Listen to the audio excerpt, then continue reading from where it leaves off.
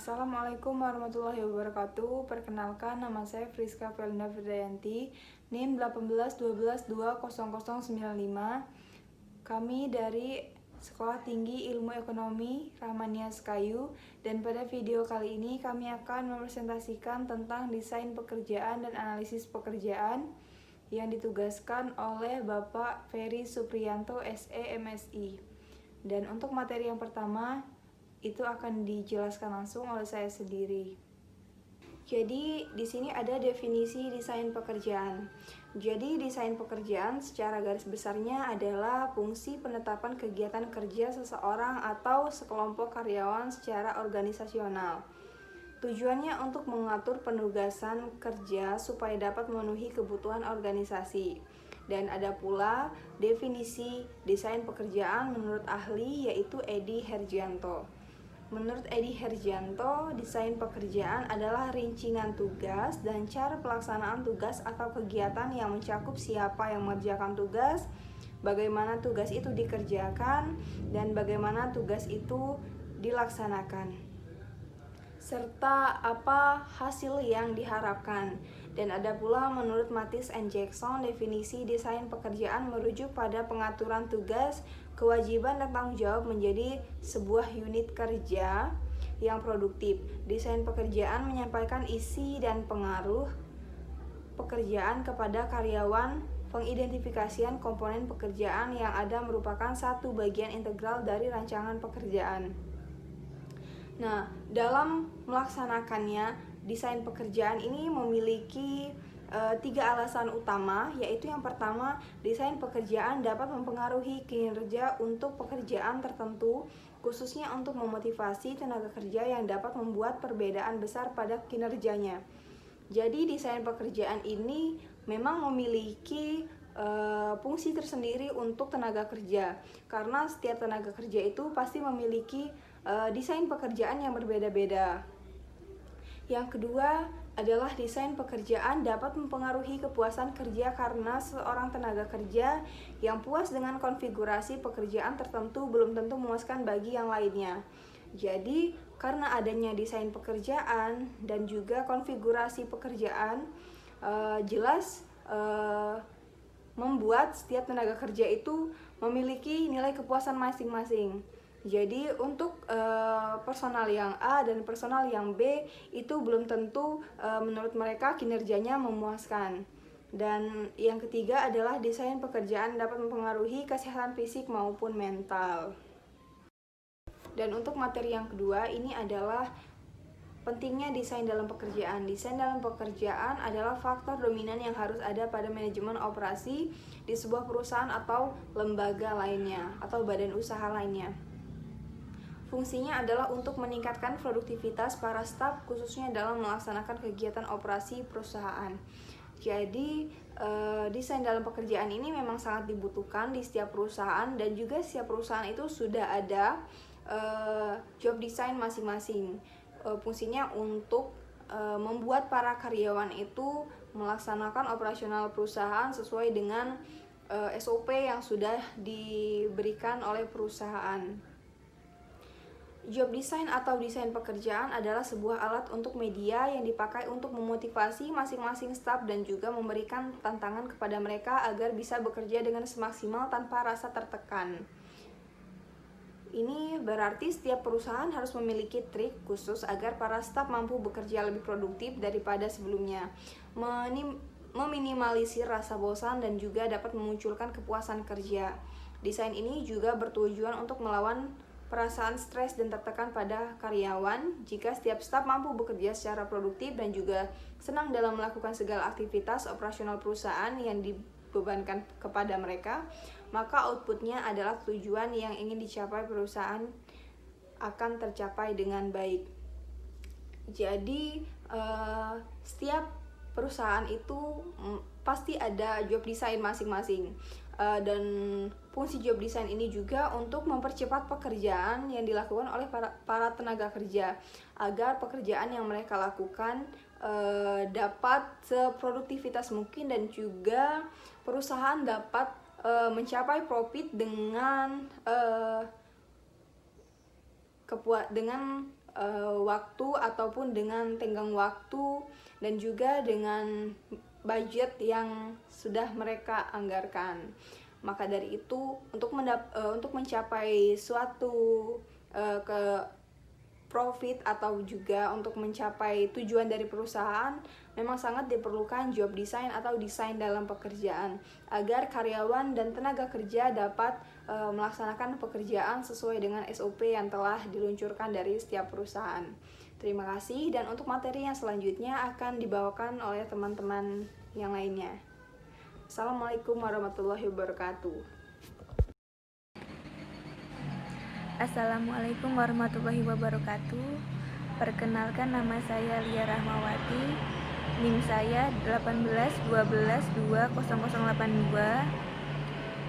Di sini saya akan melanjutkan presentasi dari teman saya, yaitu tentang desain pekerjaan dan informasi analisis pekerjaan.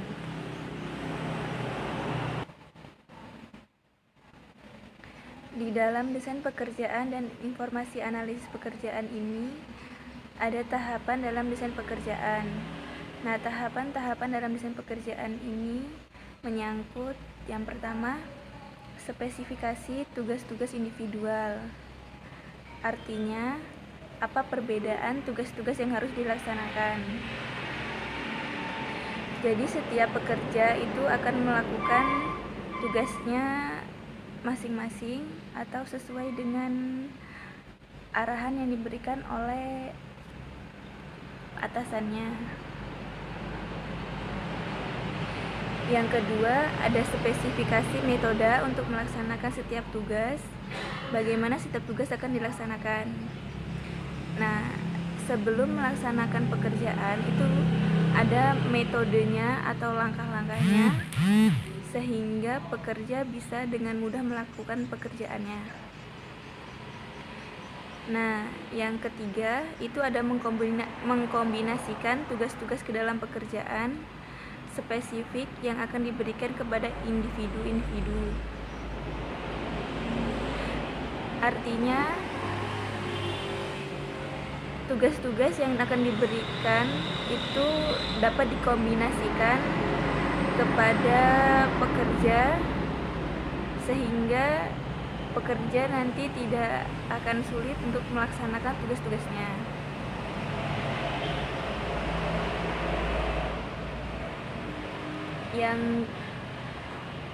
Yang berikutnya yaitu tentang pendekatan-pendekatan dalam desain pekerjaan.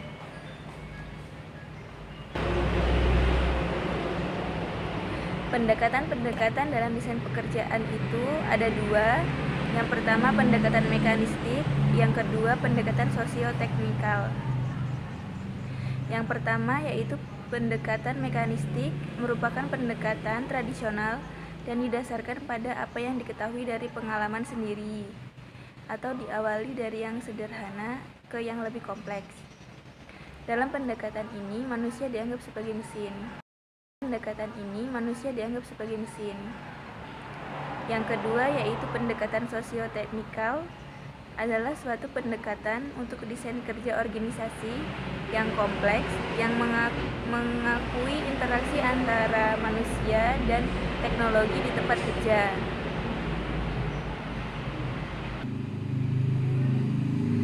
Istilah ini juga mengacu pada interaksi antara infrastruktur, kompleks, masyarakat, dan perilaku manusia. Sosioteknikal adalah sebuah sistem yang mencari solusi untuk mengoptimalkan dua sistem secara bersamaan, yaitu yang pertama sistem teknik atau the technical system. Sasarannya adalah untuk memaksimalkan pemenuhan tugas di dalam organisasi atau instansi.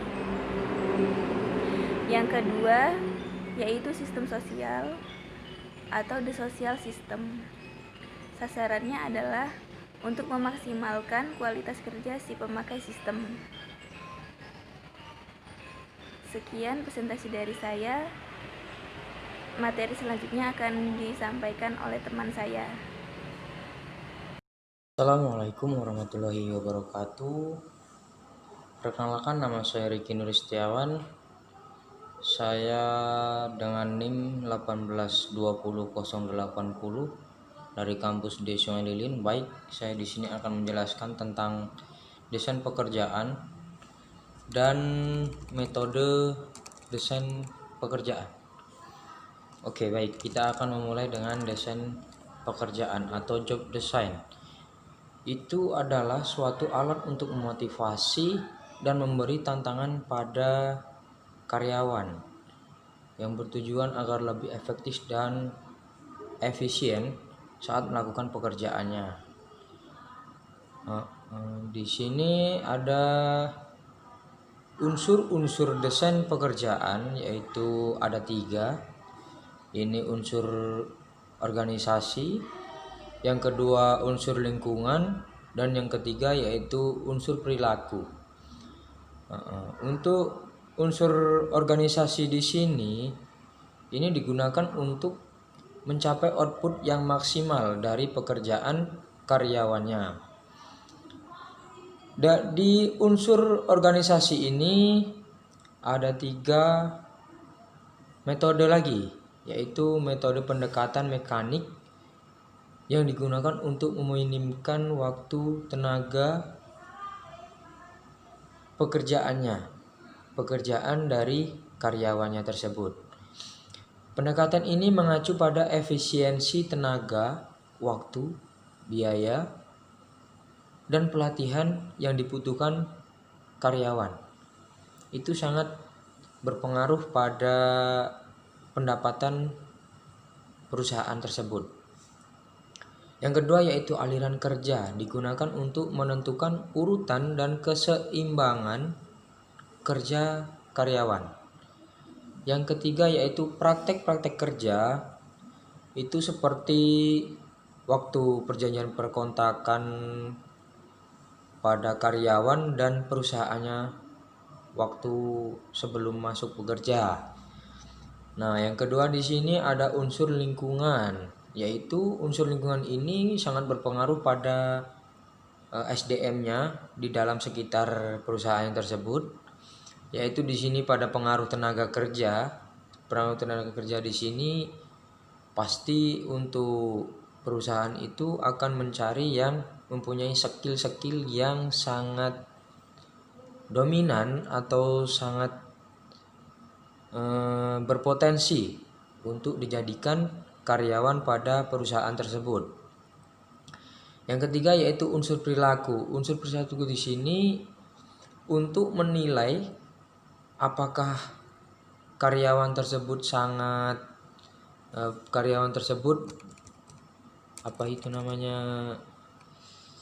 bertanggung jawab pada posisi yang diberikan kepadanya. Perilaku karyawan sangat berpengaruh pada desain pekerjaan, dikarenakan perilaku cerminan dari cara bekerja yang dilakukan karyawan tersebut saat bekerja.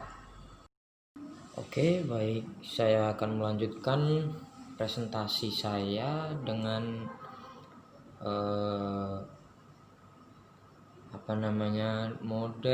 metode desain pekerjaan. Di sini saya akan menjelaskan metode desain pekerjaan itu di setiap perusahaan itu tidak ada yang sama untuk menetapkan metode desain pekerjaannya. Pasti itu sangat berbeda-beda karena perusahaan mempunyai ide tersendiri untuk menciptakan untuk metode desain pekerjaannya untuk anggotanya atau karyawannya tersebut.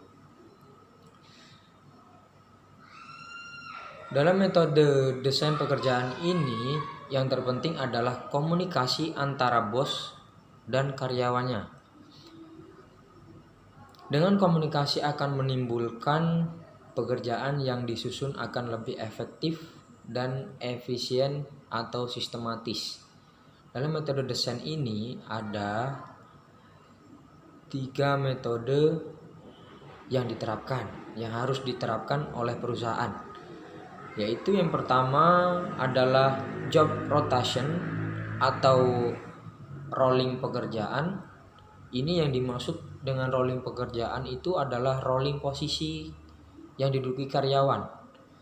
Seperti detailer itu akan dipindahkan ke customer atau ke CS, itu beda-beda. Itu contohnya. Yang kedua yaitu job enlargement. Ini adalah peningkatan variasi tugas atau mengkombinasikan tugas sebelumnya ke tugas yang baru. Ini contohnya seperti teller bank lagi yang diminta untuk menjadi customer service, yaitu untuk pelayanan depan juga, tetapi ini lebih ke pelayanan yang lebih lagi. Kalau teller itu hanya untuk masalah keuangan, ini lebih ke data dan ada juga yang keuangannya. Yang ketiga ini ada job enrichment, yaitu memberi tugas dan tanggung jawab lebih pada karyawan. Yang bertujuan itu untuk mengembangkan ide yang ada di dalam karyawan tersebut dan untuk memberi motivasi agar karyawan itu bisa memunculkan ide baru untuk bagaimana caranya mengembangkan perusahaan agar lebih maju dan lebih lebih meningkat penghasilannya. Oke, baik, terima kasih. Itu penjelasan dari saya, presentasi dari saya dari dua bab tersebut, yaitu unsur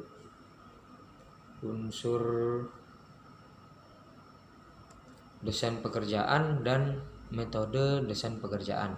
Terima kasih atas waktunya. Assalamualaikum warahmatullahi wabarakatuh.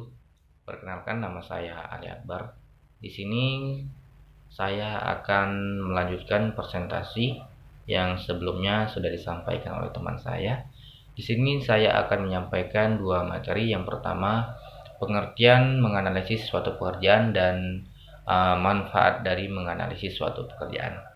Di sini untuk pengertian dari analisis pekerjaan itu sendiri, analisis dalam bahasa Inggrisnya job analysis adalah suatu prosedur untuk menentukan tanggung jawab dan persyaratan keterampilan yang dibutuhkan dari pekerjaan dan jenis orang yang harus dipekerjakan. Analisis pekerjaan dilakukan dengan organisasi ataupun suatu perusahaan, khususnya dalam bagian manajemen sumber daya manusia, untuk mengukur dan mengidentifikasi kinerja karyawan dalam usaha mencapai suatu tujuan organisasi atau perusahaan dengan efektif. SDM, sumber daya manusia atau yang biasa disebut dengan karyawan, merupakan aset penting bagi suatu organisasi ataupun suatu perusahaan. SDM merupakan ilmu dan seni yang mengatur hubungan dan peranan tenaga kerja agar efektif dan efisien membentuk terwujudnya tujuan perusahaan, karyawan, masyarakat, sehingga dalam perencanaan SDM perlu dilakukan dengan adanya identifikasi dan analisis pekerjaan. Kemudian yang kedua yaitu manfaat dari analisis pekerjaan.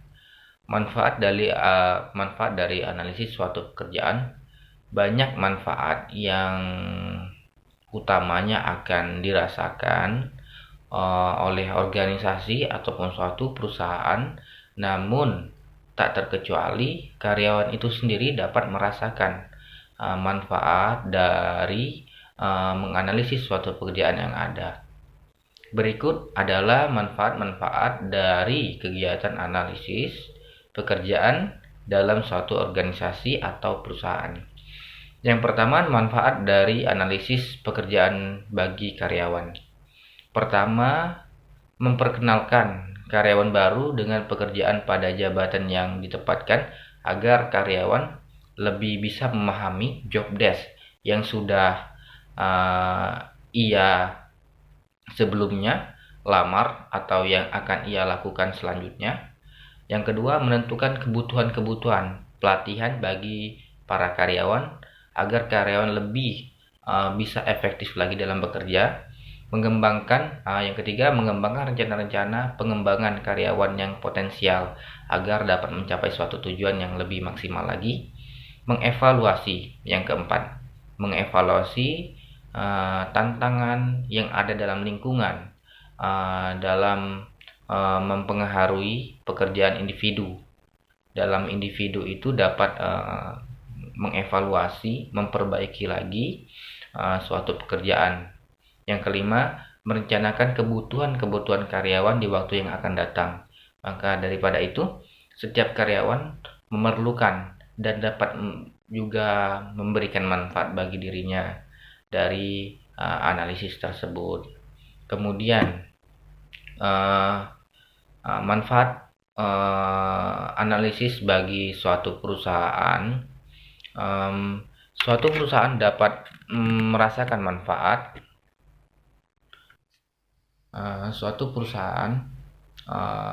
Dapat merasakan manfaatnya, yaitu dengan yang pertama, menempatkan karyawan sesuai dengan keterampilannya. Yang kedua, menentukan basis regional bagi struktur kompetensi. Yang ketiga, membantu revisi struktur organisasi. Yang keempat, membantu memperbaiki alur kerja organisasi ataupun perusahaan dalam standar prestasi kerja yang realistis, memberikan data sebagai fungsi saluran komunikasi, menetapkan garis promosi dalam suatu departemen dan organisasi dan perusahaan. Maka dari dua materi yang saya sampaikan tadi dapat diberi kesimpulan bahwasanya menganalisis suatu pekerjaan dalam organisasi ataupun perusahaan sangat bermanfaat, sangat memberikan dampak ke depannya agar karyawan itu dapat bekerja lebih maksimal, lebih memberikan pencapaian, dapat memberikan kontribusinya yang maksimal kepada perusahaan tersebut agar perusahaan dapat mendapatkan keuntungan, dapat mendapatkan apa yang ia inginkan dari SDM itu sendiri. Mungkin itu saja yang dapat saya sampaikan. Lebih dan kurangnya saya mohon maaf. Saya akhiri. Wassalamualaikum warahmatullahi wabarakatuh. Assalamualaikum warahmatullahi wabarakatuh. Perkenalkan, nama saya Fatwono, NIM 18122020081. Baiklah, di sini saya akan menjelaskan materi tentang tahapan penggunaan analisis pekerjaan. Baiklah, yang pertama saya akan menjelaskan tentang tahapan analisis pekerjaan.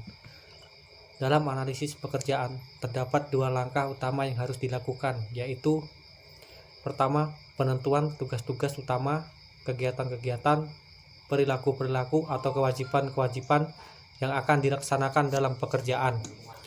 Yang kedua, yaitu penetapan pengetahuan atau knowledge, kemampuan-kemampuan atau abilitas, kecakapan-kecakapan atau skill, dan beberapa karakteristik lainnya.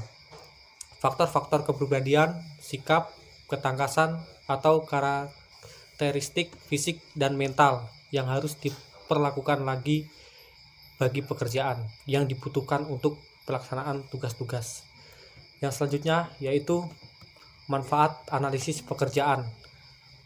Analisis pekerjaan mempunyai manfaat dalam suatu perorganisasian, antara lain yang pertama, analisis susunan kepegawaian atau informasi pekerjaan. Yang kedua, desain organisasi atau menganalisis elemen menyusun posisi organisasi. Yang ketiga, redesign pekerjaan untuk meningkatkan metode pekerjaan, mengurangi kesalahan, eliminasi yang tidak perlu, perbaikan kinerja. Yang terakhir yaitu jenis analisis pekerjaan. Analisis pekerjaan tradisional atau traditional job analysis. Metode tradisional ini hanya mencari informasi sekitar 3 aspek, antara lain tanggung jawab yang merinci unit organisasi kepada mana suatu kedudukan harus bertanggung jawab, harus tunduk kepada pengarahan dan bagian pelaksanaan. Kewajiban-kewajiban umum dari seseorang yang sedang memegang suatu kedudukan, kualifikasi minimal yang diterima sebagai kelayakan. Yang selanjutnya yaitu analisis pekerjaan yang berorientasi hasil atau Result Oriented Job Description atau RODS. Analisis pekerjaan yang berorientasi hasil ini merupakan suatu kehidupan kecil di dalam program oriented budget yang bermanfaat bagi produktivitas. Materi selanjutnya yaitu tentang jenis analisis pekerjaan. Baiklah, materi yang selanjutnya yaitu jenis analisa pekerjaan. Di sini terdapat 2 jenis analisis pekerjaan yang utama, yakni 1. Analisis pekerjaan tradisional, yang mana hanya mencari informasi sekitar 3 aspek, yaitu tanggung jawab dari seseorang terhadap pekerjaannya dan tunduk pada pengarahan dan pengendalian. Yang kedua yaitu kewajiban umum dari orang yang memegang suatu kedudukan, dan yang ketiga yaitu kualifikasi minimal yang layak untuk diterima. Kedua yaitu analisis pekerjaan yang berorientasi pada hasil Result Oriented Job Description, di mana lebih menekankan pada manfaat suatu pekerjaan, harapan yang akan dicapai sesuai dengan aspek-aspek, yaitu yang pertama task perilaku, kewajiban atau fungsi yang penting untuk suatu pekerjaan. Yang selanjutnya yaitu condition, berkaitan dengan sifat dasar pekerjaan, syarat-syarat suatu pekerjaan serta kondisinya. Selanjutnya standar, ini berhubungan dengan performansi suatu pekerjaan, baik dilihat dari segi standar kualitas, standar kuantitas, dan standar waktu dikaitkan dengan tujuan organisasi. Selanjutnya yaitu SKAS atau Skill Knowledge Abilities, yang mana dibutuhkan kriteria kecakapan, pengetahuan, dan kemampuan yang standar minimal layak untuk diterima. Yang terakhir yaitu Qualification, yang berkaitan dengan kualifikasi pendidikan, kualifikasi pengalaman, dan kualifikasi tambahan yang dibutuhkan untuk suatu pekerjaan. Itulah materi yang bisa saya sampaikan. Jika ada salah, saya minta maaf. Pada Allah saya mohon ampun. Saya akhiri. Wassalamualaikum warahmatullahi wabarakatuh.